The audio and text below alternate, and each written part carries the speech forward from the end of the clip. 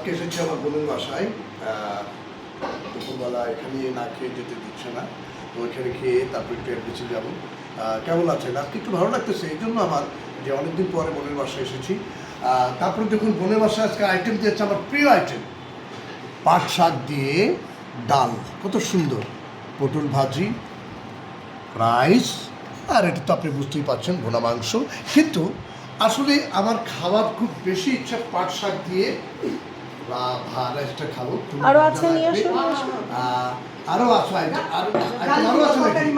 Item আসার আগেই আপনি ভিডিও করে ফেলেছেন, কিভাবে সম্ভব পুরোটা দেখাবো। এটা হলো মাছের মাথা মুড়িঘণ্ট। মুড়িঘণ্ট।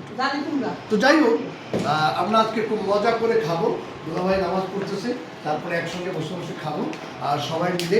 আমার বোনটাও নামাজে আছে, আমি আসছি বোনের বাসায়, সবাই একসঙ্গে খাবো। সবাইকে দোয়া করতে বলবো আমার বোনটার জন্য, সে যেন ভালো থাকে, সুস্থ থাকে, পরিবারের সবাইকে নিয়ে। আপনারাও ভালো থাকবেন, সুস্থ থাকবেন।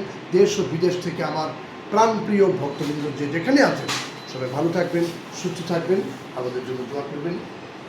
আল্লাহ হাফেজ, সুস্থ থাকবেন।